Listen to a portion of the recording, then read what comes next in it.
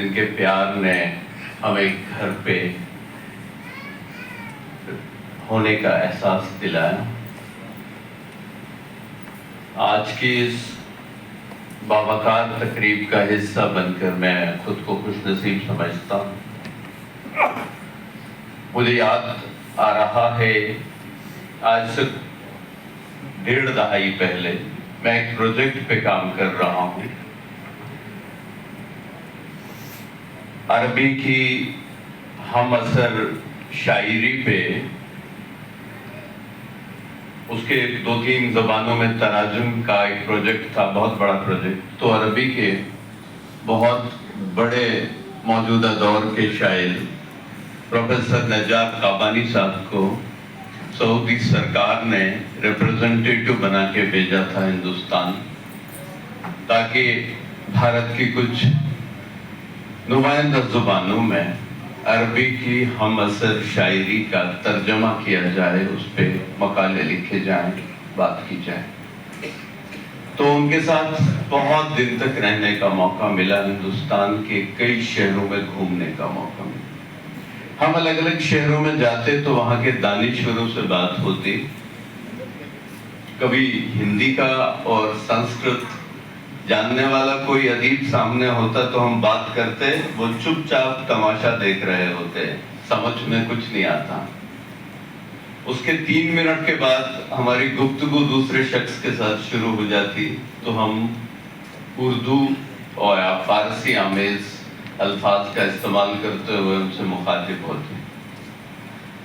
تو ایک دن انہوں نے پوچھا کہ میں بہت حیران ہوں کہ ابھی آپ ایک ہی زبان میں بات کر رہے ہیں، ایک آدمی کے ساتھ آپ بات کر رہے ہیں تو مجھے کچھ سمجھ نہیں آ رہا، دوسرے شخص سے آپ بات کر رہے ہیں تو میں بہت کچھ امپریشنز اپنے اندر لے رہا ہوں، کیونکہ میں ہندی اور اردو کے بیچ میں شفٹ کر رہا ہوتا ہوں۔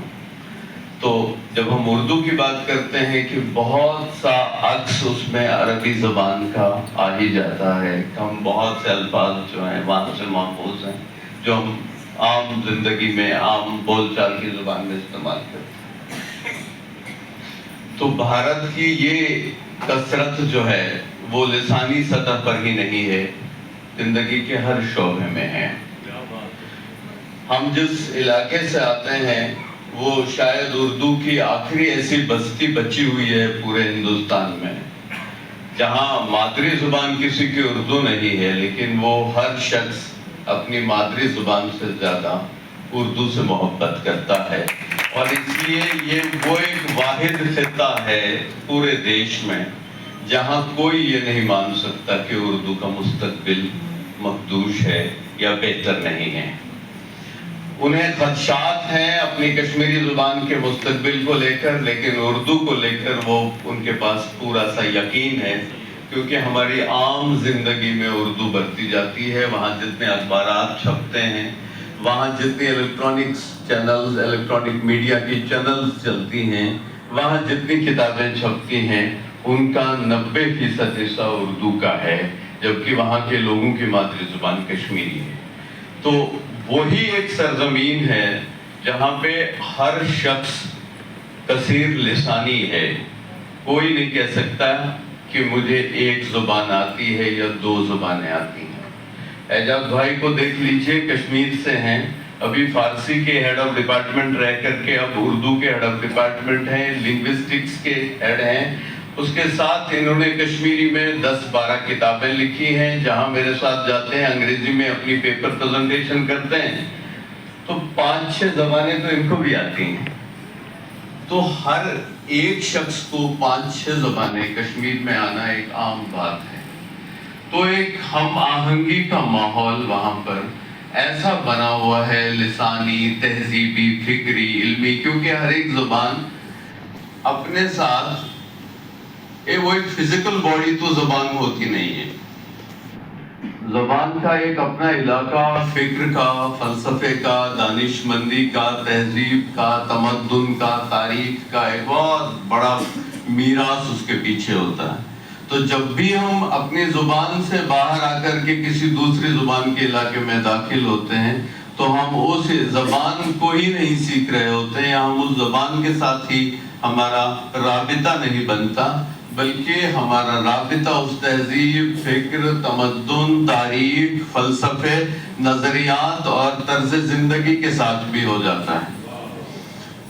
تو یہ بہت خوبصورت بات ہے کہ آج ہم اس سیمینار پہ بات کر رہے ہیں، جہاں پہ ہم ہندوستان میں جو سنسکرت کی تہذیبی وراثت رہی ہے، اس وراثت کا اردو پہ کیا اثر ہے، جبکہ اردو وہاں سے پیدا ہوئی چیز ہے اور ابھی تک اس روح کو اپنے اندر سنبھالے ہوئے ہے۔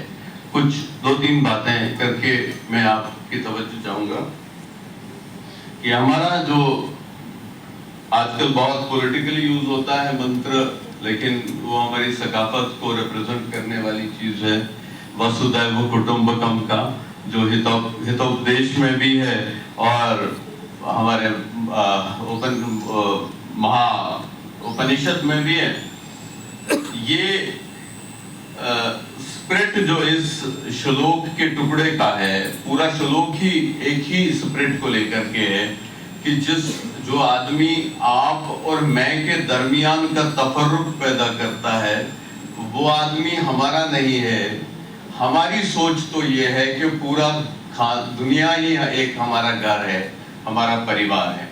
اور یہ اسپرٹ جو اس شلوک میں، سنسکرت کے اپنشدک شلوک میں پیش کیا گیا ہے، اسی اساس کو اردو کہہ سکتے ہیں آج کی دنیا میں۔ یہی اسپرٹ اردو کے روپ میں آج کل ہمارے سامنے ہے۔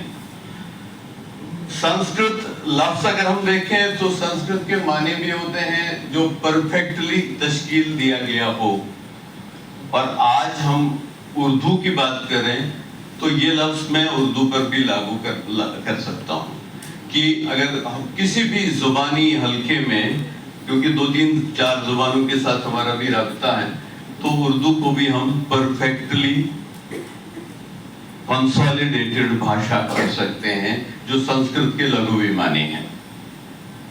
شاعر مصری علامہ اقبال نے جب کہا تھا کہ کچھ بات ہے کہ ہستی مٹتی نہیں ہماری، تو وہ کچھ بات کیا ہے جو ہند کی تہذیب اور پہچان کو بقا بخشے ہوئے ہیں، جو ہند کو غلامی در غلامی در غلامی کے باوجود پھر سے ابھرنے کی قوت بخشتی ہے۔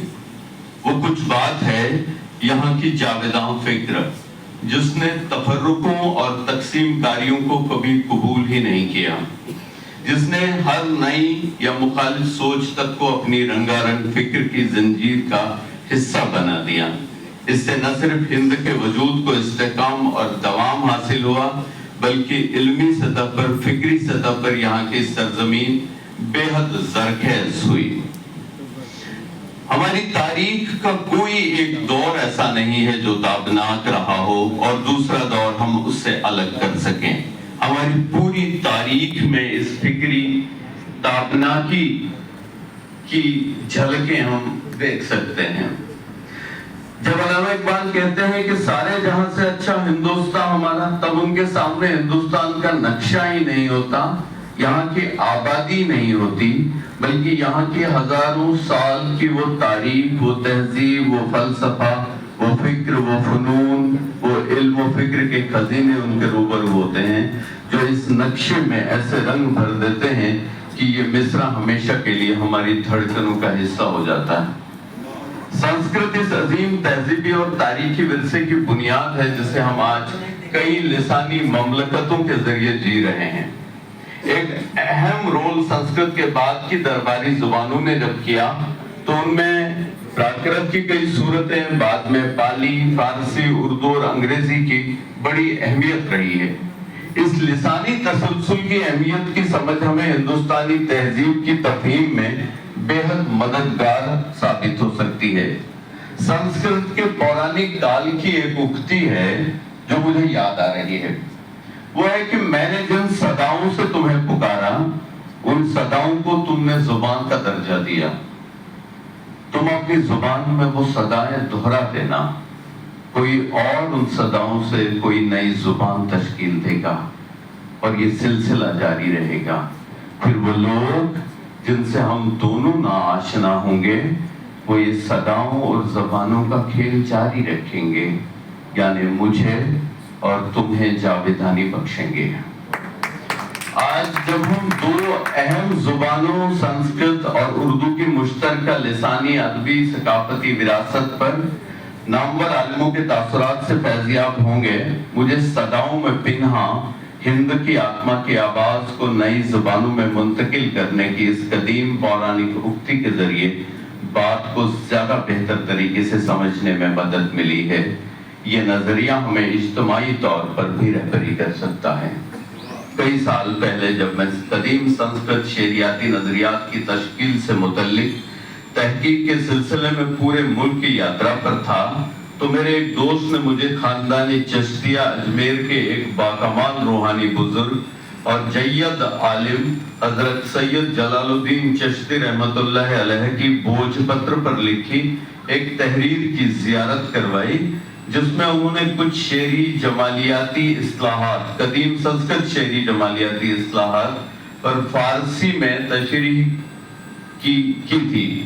یہ تحریر ایک محفوظ خانے میں رکھی گئی. مجھے اس فارسی تشریح میں کچھ ایسے الفاظ اور کئی جملوں کی ساخت دیکھ کر حیرت ہوئی. ویدک سنسکرت اور قدیم فارسی میں الفاظ کی مماثلت، مشابہت اور قربت کا اندازہ واقعی حیران کر دینے والا تھا. پھر جب میں نے ایک فیلوشپ کے تحت اس پروجیکٹ پر جس نے کام کیا تو میرے سامنے کئی اور دروازے کھل گئے جس نے لسانی مطالعے کے نئے نئے امکانات کے دفتر کھول کر رکھ دیے. ہم نے انگریزوں کے ذریعے وضع کیے گئے لسانی مطالعے کے ضوابط سے ذرا آگے بڑھ کر دیکھنے میں کوتاہیوں سے کام لیا اور مان لیا کہ جو لسانی گروپ انہوں نے ترتیب دیے وہی حتمی ہیں. انہیں گروپ بندیوں کے دائروں میں رہ کر ہم نے اپنے آگے کے ریسرچز کیے اور کرائے. ابھی کچھ وقت پہلے، کچھ دہائیاں پہلے ایران میں پرشوپولس کی کھدائی کے بعد کچھ تحریری چیزیں ملی ان کو جو پتھروں پر گھڑی ہوئی تحریریں ہیں جو اب موجود ہیں. بہت بڑی وہ ایک وراثت ہے ان کی آرکیولوجیکل وراثت. وہ جیسے ہی آئی تو وہاں تاریخ پر ریسرچ کرنے والوں کے کئی سیمینارز منعقد ہوئے. ان میں سے ایک سیمینار کا حصہ بننے کا مجھے موقع ملا.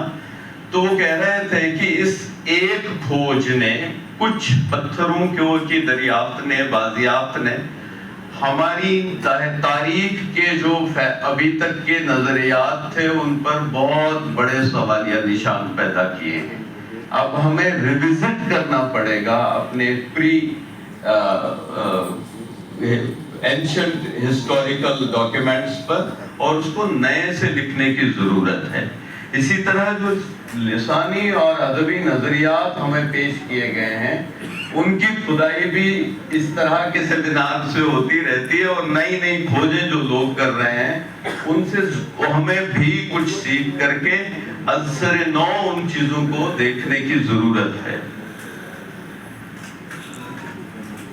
حضرت امیر خسرو رحمۃ اللہ علیہ نے سنسکرت اور فارسی کی اس لسانی ثقافتی اور ادبی اور علمی قربت کو نئے پیراہن میں ڈھال کر سرزمین ہندوستان پر بڑی مہربانی کی. انہوں نے ہندوی کا جامہ پہنا کر اس سنگم سے شنان کر کے باہر آئی ہوئی بھارت کی پاکیزہ روح کو نئی پہچان بخشی ہے. خسرو کا یہ تحفہ نئے ہندوستان کے گلشن فکر میں زمانے قدیم کی خوشبوؤں کی لطافت کا مظہر ہے.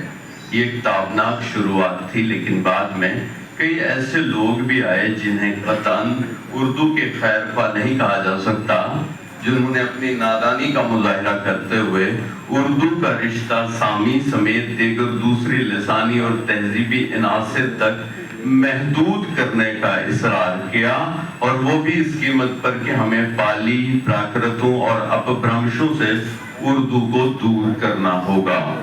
لیکن حقیقت یہ ہے کہ آج کی دنیا میں ہر زبان کے علماء اپنی جڑوں کی بازیافت میں سرگرم عمل ہیں، اور ہم اردو والے بھی جب اپنی جڑوں کی بازیافت کو لازم گردانتے ہیں تو ہمارا رشتہ ان علمی، تہذیبی، فکری اور لسانی و ادبی سرچشموں سے جا ملتا ہے جنہوں نے ساری دنیا کو سکھایا کہ ہم سب ایک ساتھ چلیں، ایک ساتھ بولیں، ہمارے من ایک ہوں۔ سم گچھتوم سم ودتوم سم وہ منام سے جانتام۔ رگ وید کی اس رچا میں مساوات کا جو پاٹ درج ہے وہ اردو کی تاریخ کا اثاثہ بھی ہے۔ حفیظ نے تبھی کہا تھا کہ حفیظ اپنی بولی محبت کی بولی، نہ اردو، نہ ہندی، نہ ہندوستانی۔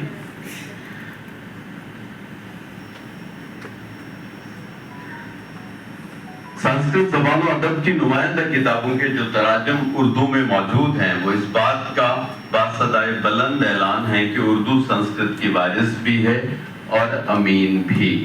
ویدوں کے تراجم ہوں، اپنشدوں یا ویدک ساہتیہ پر لکھی گئی تفاسیر کے تراجم ہوں، رامائن، مہابھارت، بھگوت گیتا جیسی عقیدتی اور فلسفیانہ کتب کے تراجم ہوں، یا پھر پنچ تنتر، ویتال پچیسی سے لے کر کالیداس، ابھینو گپت یا کشیمیندر کی تصانیف ہوں، اردو والوں نے جو کمال کر دیا ہے اس پر آپ مدلل پرچے سنیں گے ہی۔